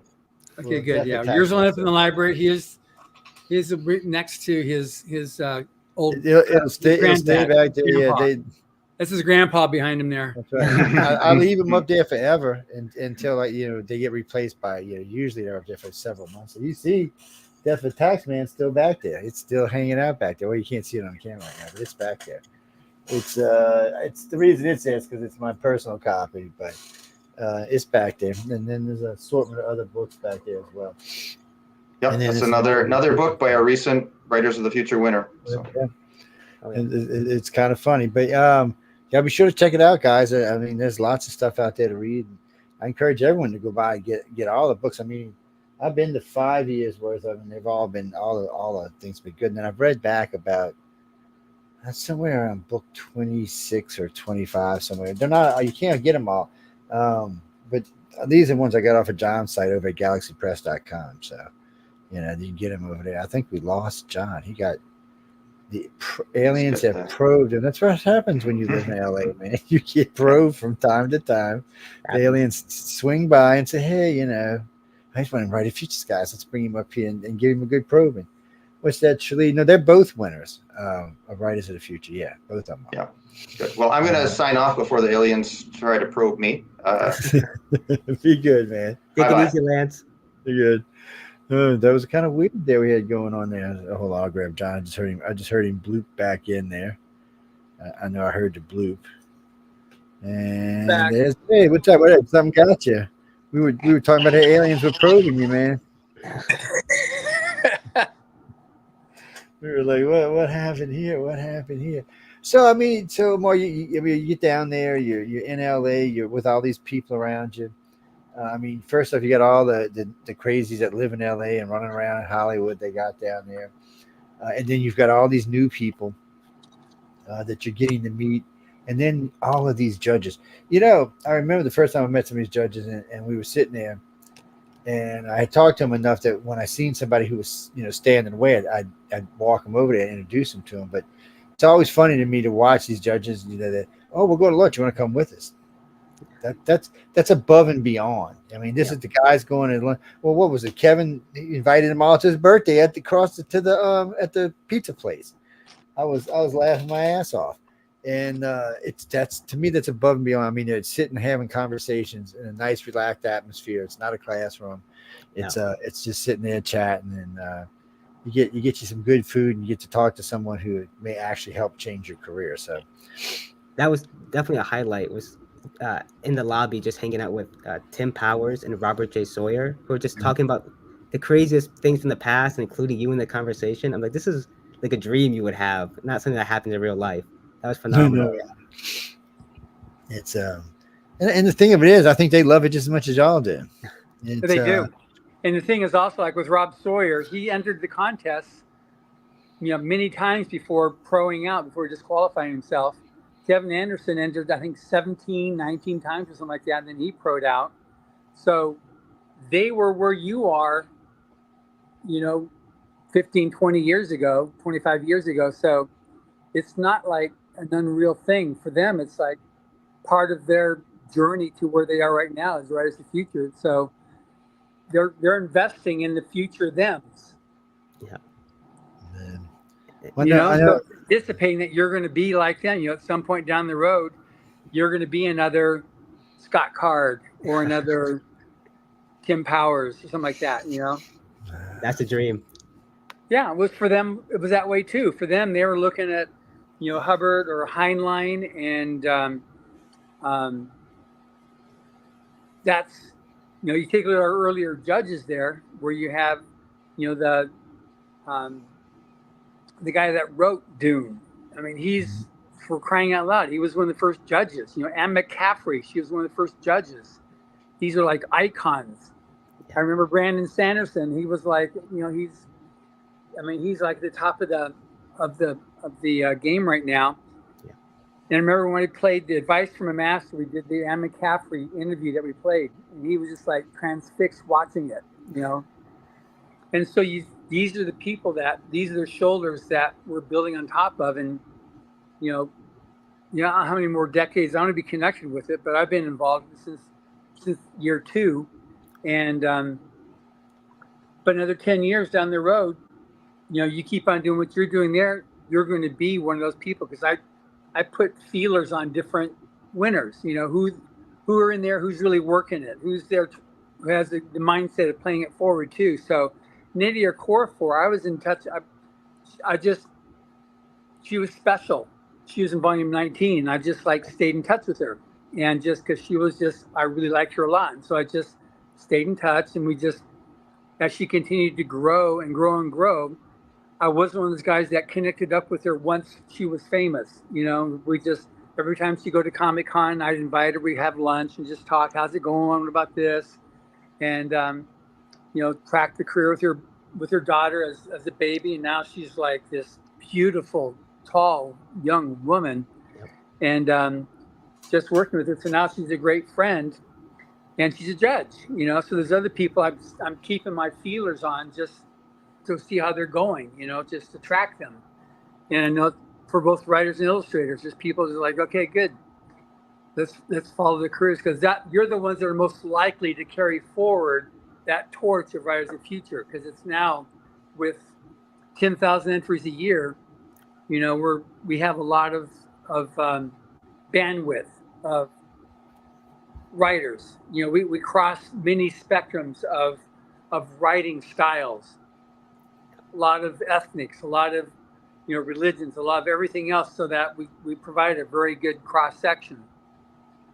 So it's great. Just a matter now of just seeing who sticks with it, who's going to really go forward. And then once they go forward, not everybody gets asked, because you take a look at, they're not into helping other writers. They're kind of like into their own thing, which is fine. It's just not judge material. So all those things we take into account, and then I'll make the ask. And sometimes it takes going back and forth a few times to handle, because so busy with their careers, but it's it's an important legacy that continues forth that L. Ron Hubbard started back in 1983, and we're trying to be as true and sincere to that, to what he postulated, what he conceived of, 40 plus years ago now, to keep on paying it forward. And as long as we stay ahead of the AI curve, we're good. And that's the truth. Yep. Yeah, it's weird we didn't get any AI questions tonight. Oh, just because I said it don't mean y'all got to start sending them. It is weird though, because lately I get all kind of questions about it. More so lately, though, I've been getting more questions about AI when it comes to artwork than when it comes to writing. There's just, AI can do a short story, okay. I've seen them do comic books, okay, but any kind of novel, I think it somewhere along the line it just becomes jibber jabber. It just gets. I think it gets lost in its own word salad somewhere along the line.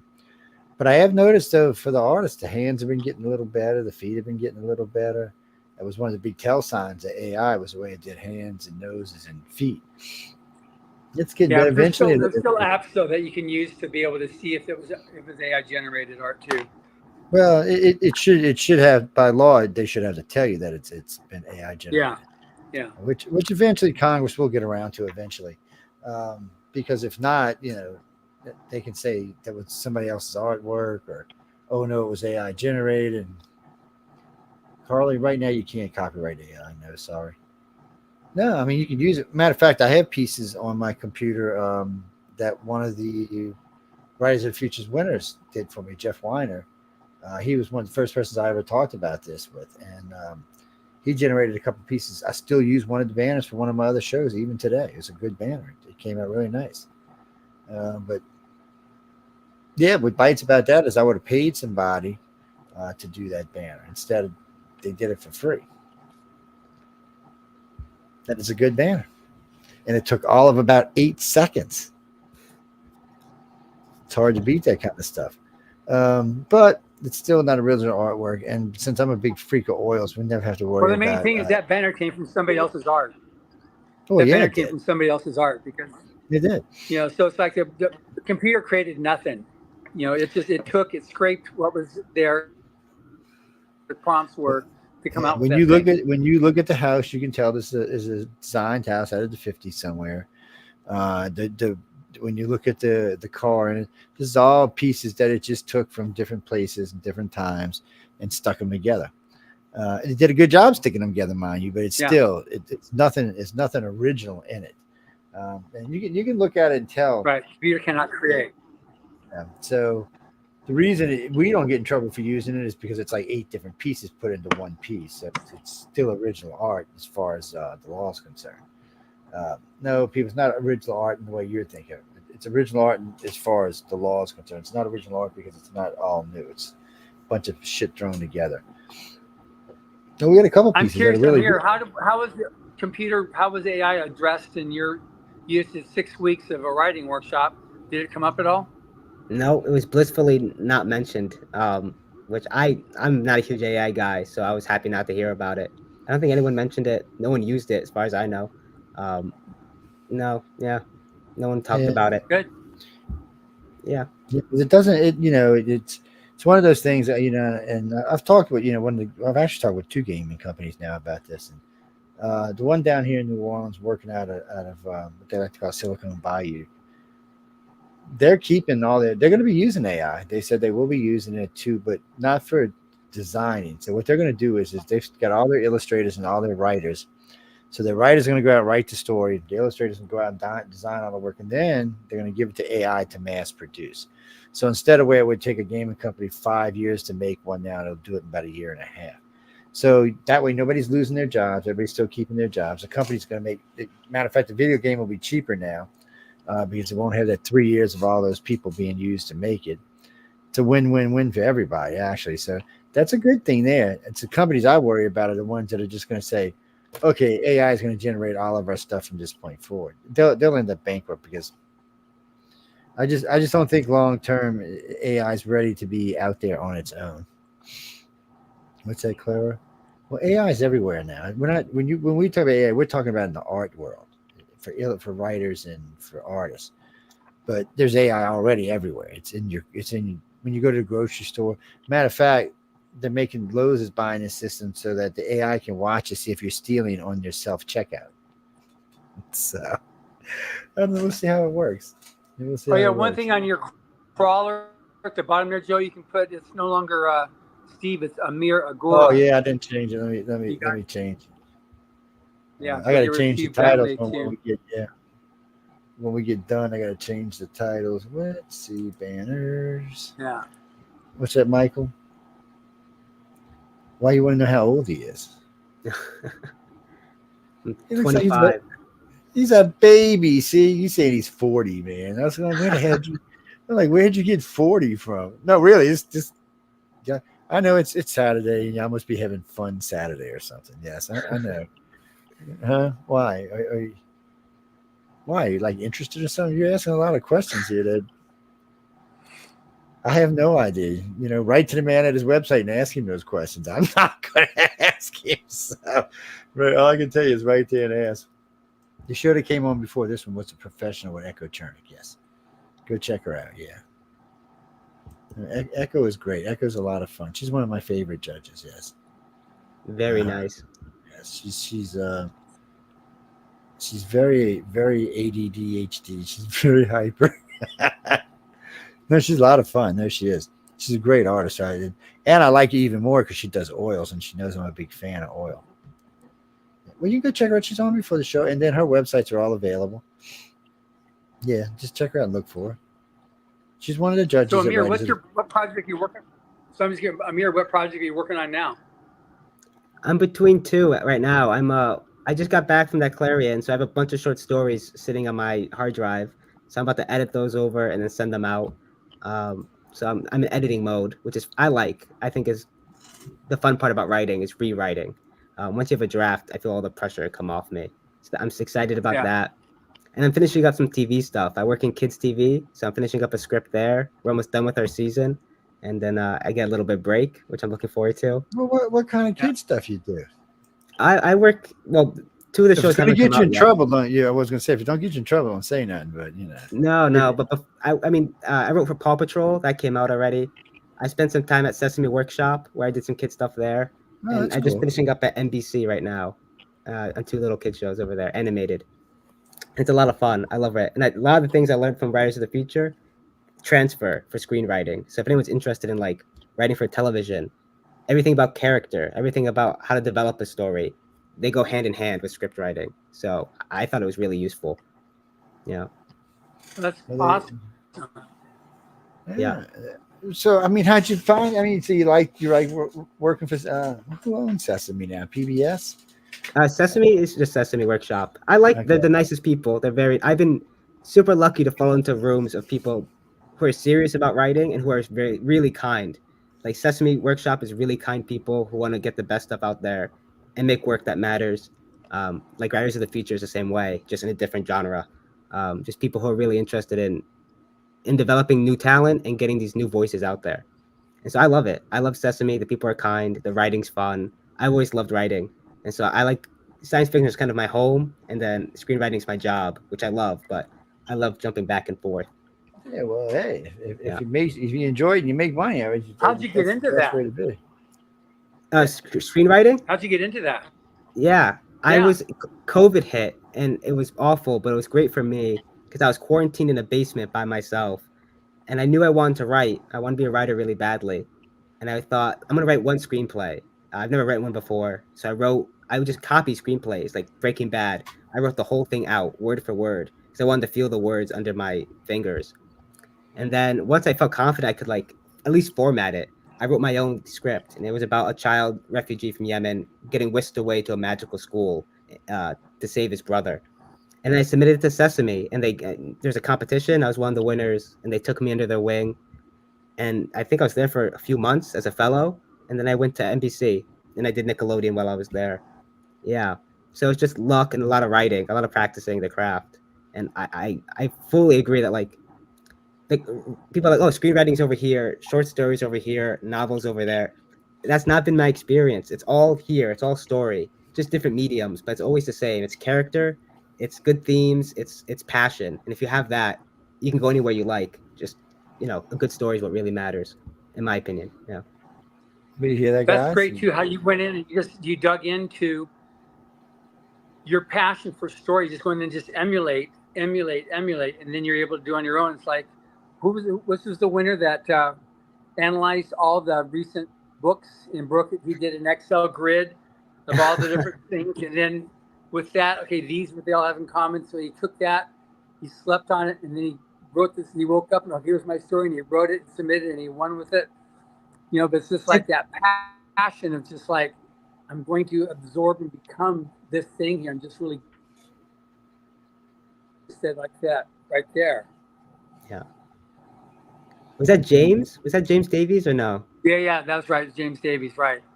I could just tell because that's so James. He's that kind of guy to really get in there. He's a great writer. Yeah. And I still in contact with James and a few other Writers of the Future people. We that relationship that we built at Writers of the Future has carried on. So I met with them on Zoom. We talk about writing. We share works with each other. I think that's another big plus of Writers of the Future. The community, if you wanted to, can follow you afterwards. Yeah, I've done these interviews on the podcast, and I've gone back all the way to volume 1, and the winners from each year are still in touch with each other. It's like amazing. Yeah, that's good fellowship, though. I mean, almost everybody I've talked to over there feels that. Some before, some after, some still going on today.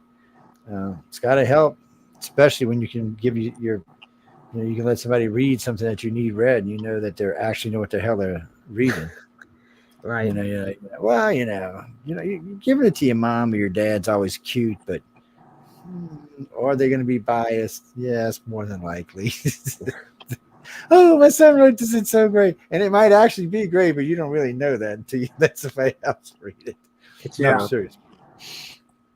Definitely. Find your most critical friend and give it to them. And if they say you like it, you probably got some, man. Yeah.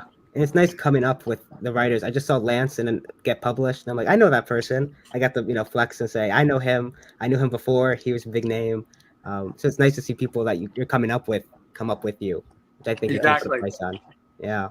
That's exactly right. You never know when y'all might get a chance to work together. Sure. It's What's your end game? What do you envision as your end game, Amir?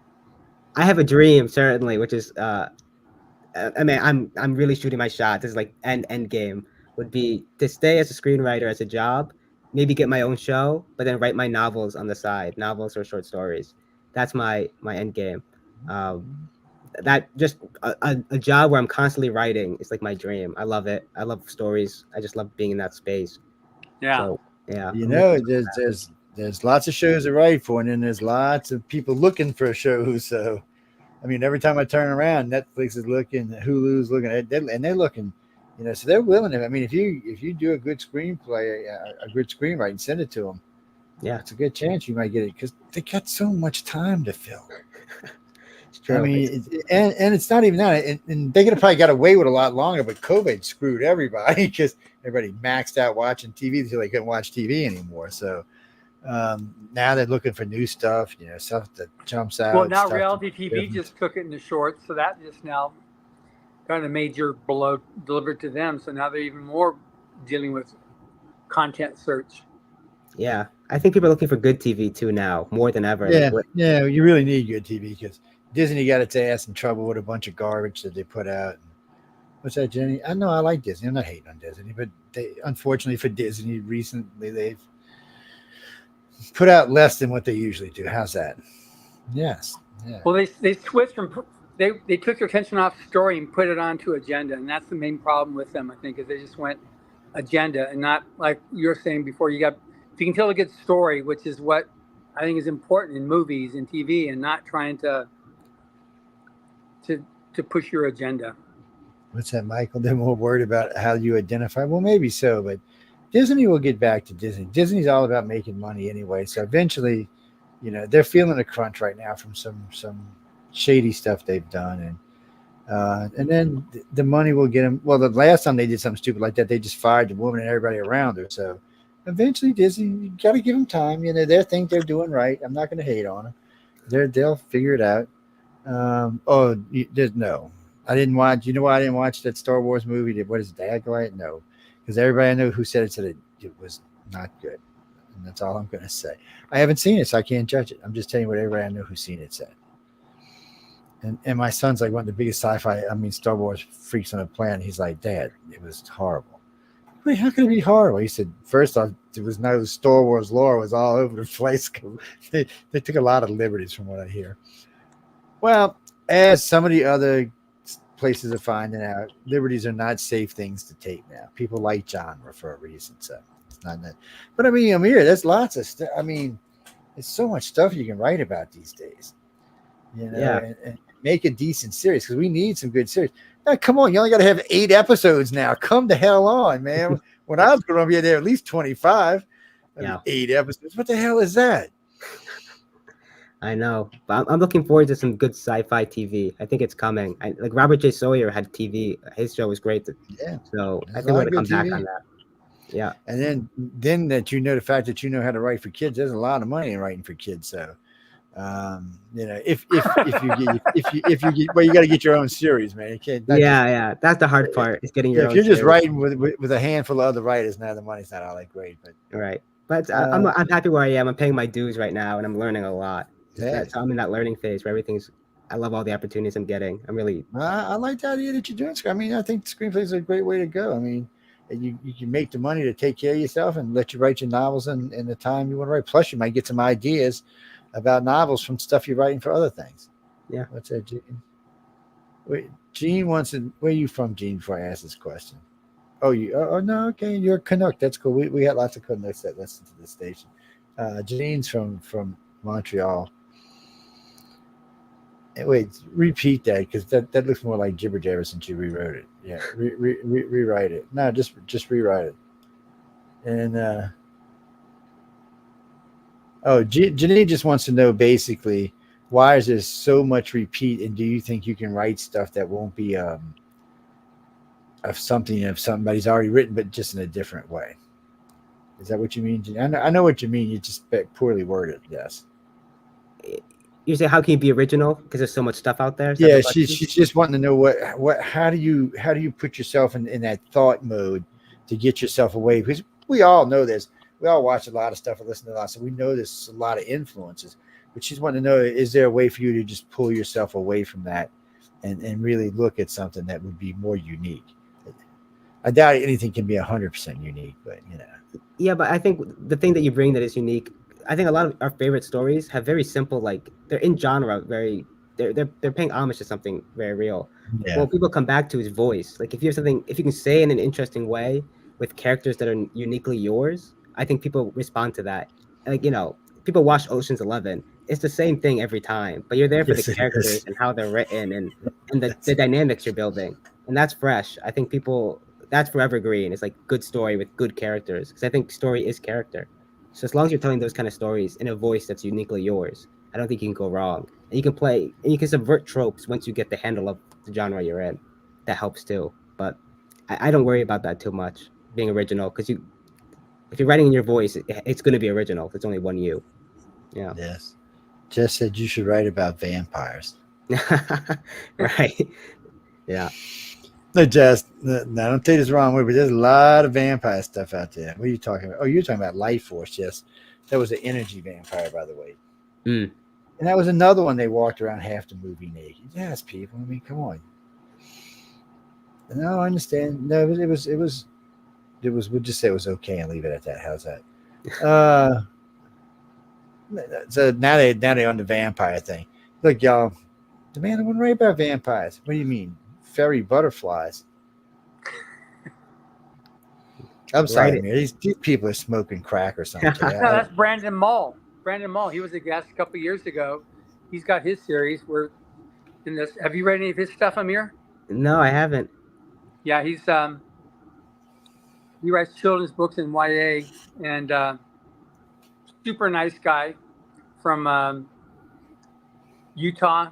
Another Utah writer. They're just a wonderfully nice guy. He'll be at FanX, and but you're talking about the fairy butterflies. There's fairies, all types of fantasy creatures he's got in his stories there. But do you ever go to conventions? Me? Yeah. No, not. I'm planning to go to ICFA in March. Is that I haven't yet, but I'm planning on starting to go. Yeah, once my work slows down, because I want to keep in contact. There's too many writers of the future people I haven't seen in a while. But, Yeah. yeah. There's a lot of guys. Where are you from originally? I'm from Connecticut, New York. I'm on the border. Okay. So yeah, so there's a lot of the guys go to Atlanta, and we have a lot of people that go to Salt Lake City, the FanX there. Yeah. And then there's also a lot of winners and a lot of people that write that go to Superstars. That's that conference that Kevin Anderson and Brandon Sanderson and several other writers featured judges created. And that's a real fun. I go there too. And then there's LTUE in Provo, Utah, Live to Universe and Everything. And that's another fun one. And then Joe will be going to Atlanta in a couple weeks. Nice. Yeah, we have a drag con. I wanted to come see him in Tampa, but I don't think I can get away from work. It looked like I was going to get away, but something else came up. So yeah, life can be a pain, but life can be life. Yes, that's what's that, Jackie? Something about what do you mean something about little green men? Like, you mean aliens are literally about little green men? What are you talking about? Oh, you want to get? Oh, she says you should get with Elon Musk and do a series on Mars. I'm sure Elon could afford it. Well, in all fairness, there is a series called Mars that Elon Musk is actually in. And it's a series about going to Mars and colonizing Mars. It's a two-year series. And what they do in the series is, during the series, while they're doing the thing, it'll stop for a minute or two, and it'll cut to like real scientists talking about how this is going to actually work, or Elon talking about how we're going to get there. And yes, Jesse, it is funny that Elon's going to have to go save them Boeing astronauts.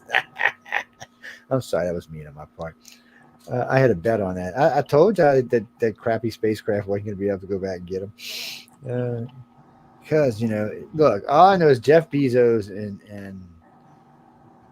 and our boy Elon make much better spacecraft than Boeing or NASA ever did. I don't know what to tell y'all. And the better, fast, you remember NASA used to say better, faster, cheaper? Well, guess what? Elon figured out how to do it. It's interesting. There's that series. I don't know if you've ever read it, but it was written in like the 40s. Hubbard did it. It was like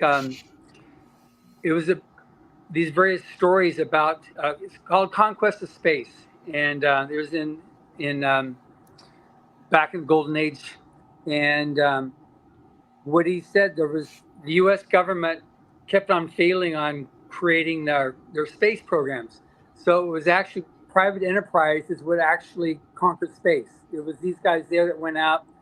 They were entrepreneurs. They wanted to go out there. They wanted to mine space. They saw money in space. They saw, the future was in space, and they weren't caught up in whatever that the government gets caught up in. So they're the ones that actually conquered space. So I think of like Jeff Bezos and Elon, more so Elon Musk. They're the ones that are making these inroads that we're actually going to conquer space. They're going to change the universe, or at least our universe. Yeah. I've been bitching for 30 years, actually 35 years, that look, if you want to really see space get colonized, turn it over to private industry. And I mean, Elon's done in less than 8 years what NASA still hasn't done. Any matter of fact, no government on the planet's been able to land a spaceship and catch it. We landed the shuttle. That's not quite the same thing. He sends them up, brings them back, and catches them, parks them. He can catch one and land the other one. I mean, NASA still can't figure out how to do that. Matter of fact, they asked somebody in China the other day, when do you think that's going to happen? Oh, it'll be a decade at least, maybe longer. It's all because it's private industry, and they have to make a profit, so they have to do things right. They can't just keep spending taxpayers' money because they got to account for their money, so they need to make a profit. And Elon now runs the biggest heavy lift thing in the world, so everybody goes to him. Yeah. So Jeff's in the business, and then there's Virgin Airlines. Is that who it is? Virgin Airlines has their version of it. Yeah, that's for like me and Amar and John. We can catch a ride into space, hop in a plane, catch a ride into space, go for a couple of orbits, and then come back and land at one of the spaceports. Yes.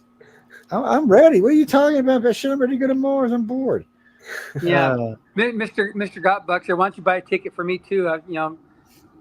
If you buy Well, one, I'm, get I'm hoping. I'm hoping buy one because for many dollars, we're the second one media. for 50%. We're gonna. I'm hoping because we're media, we're gonna get a free one. But maybe we could take out the goods on Elon's woman. It's what's that, Christopher? No, seriously though, people. Virgin Airlines will be running what they call tour space. Bezos is talking about it, but Bezos can like what 4 people in a capsule. That's not really good tourism. Japan's going to build 2 stations, one in space, one on the moon. They're going to build a hotel on the moon. I'm sorry. Yes. So while all this is going on, my only request is that I don't care what we put on the moon. It just needs to be on the other side of the moon where we can't see it. I don't want to really go out and look at my pretty moon with your woman and look up and see a bunch of lights up there flickering and flashing and beeping and spacecraft coming back. It just it takes something away from the moon, people. So, I'm just it's not romantic anymore. It'll be just some. yeah, you're Mr. Romance. I forgot. Sorry. Hey, I'm just saying, some things there should be thought about ahead of time. What's that, Chris? We got to go. Give them where they can find you, Amar. Tell them where they can get to you, what you're up to, and how they can get in touch with you. Sure. It's Amir Agora. It's just my name, www.amiragora.com. And the same thing. I'm the only Amir Agora in the world, so type in my name. There you go, man. Yep. Got to be unique. Well, that helps out for the search engines, man. Look. No kidding. It's just me and my family. That last name I think is made up, so it's just us. Just me and Amir Agora. Agora, that's a cool last name. I like it. It is. It's a cool last name. What's that, Johnny? No, he just gave it to you. Well, I noticed a lot of the authors use their full name. Well, some of them use pen names, but some of them use real names. Yeah. Well, it's like you've heard us talk about this, and I know he's seen this himself.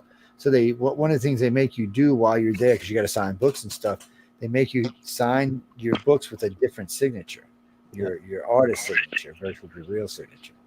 Well, because you don't want to give everybody so they can trace your signature and go empty your checking account or something, or your savings account or whatever account you may have. No, but we get ready to go. Yeah, be sure to catch John next week while he's in Tampa.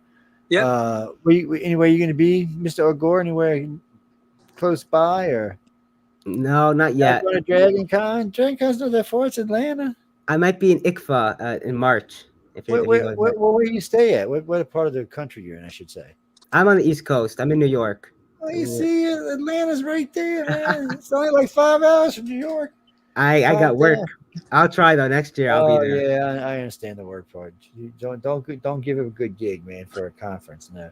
Right. There'll be some cool people at the Dragon Con. I'll be there eventually, certainly. A lot of them too, man. There's a lot of them going. That's everywhere. That's just so you know. Well, guys and girls, we got to get out of here. We're already past our time. I hope everybody enjoyed the Authors Quill. That's like I said, go visit John in Tampa. As soon as once we find out where everybody's going to be at, we'll let you know. What do you mean book sign? He was just signing books today. Y'all missed him. Well, next time he gets to signing books, I'll tell him to send me it a couple of days ahead of time, or I'll put it out over the air for y'all. Okay. Sounds good. Yes. Well, I'm with you. All my books are signed. Yeah, I think you should always get your book signed if you can. The difference for y'all is y'all got to go around and find it by individually. I just happened to be in there that day. Yes, the signature's in here somewhere.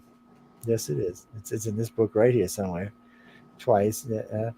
And who did your artwork? I wanted to ask you that and I forgot before we go. Do I have my book on me? No, I don't have my book on me. My Connor Chamberlain did my artwork from New Zealand, and he did a phenomenal job. It's a gorgeous piece. I was blown away. Maybe I got it. Let me see if I can find it right quick. And it's one of those pieces I think that once you read it, like you read the story, the artwork is twice as powerful, which is incredible. It's something I think is really hard to pull off, and he did it in spades. So I really love that. So did you recognize it right off the bat, or? Oh yeah, 100%. And if you look in the middle, he plays with color and he plays with the composition to tell a story within the art, and that's like so masterful. I had an idea of what he was going to do, and he blew it out of the water 1,000,000%. He's a phenomenal artist. He did a really good job of your story. Yeah, it is very cool. He's going to be doing covers of books. He's going to be a name. If I can squeeze it in here. Yeah, where y'all can actually see it somewhat.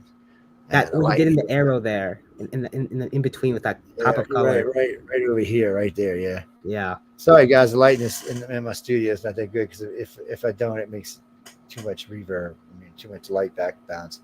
But you can get the book. That'd be a better way of seeing it. You know, I mean, I can put it right up there like that, guys, but that's not going to help y'all. Amen. Yeah, the easiest way is just to buy the book so you can see it Yes.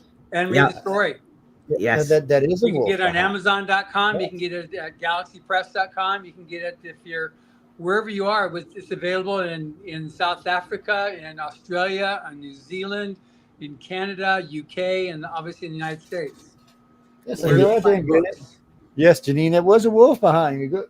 Go buy a book. You can get it anywhere. Yeah. Yep. And if you're lazy like most Americans are today, get on your computer, Amazon, GalaxyPress.com, hit order, pay, you're done. Take all about 4 minutes. 2 days later, it's at your house. I gotta say, people, and there's one thing I do like about having Amazon around these days. I have gotten stuff in the same day before. That's freaking amazing. Second day all the time. Yeah. Gotta give Jeff a big hug for that. You know, I don't care what his politics are. The man does a good job. As long as he keeps bringing me good entertainment. Hey, look, he kept the Expanse alive, so he's already on my good list. Yes, he did. He's on my good list. But we got to go. Amar, thank you for bringing out. John, hanging out. Guys and girls, we're going to get out of here. No more live broadcasting today. You've got any reruns coming up that's going to be running this afternoon.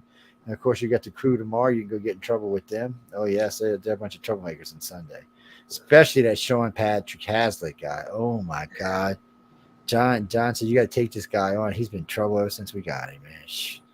Yeah, he's a good host. We'll give y'all trouble. He's got a lot of good books out, too. But anyway, we got to go and thank everyone again for tuning in to United Public Radio and the Author's Quill. Until next Saturday, have some fun. Enjoy your life. Get out there. And from our friends in Australia, happy effing Sunday. Good night, everybody. Bye-bye.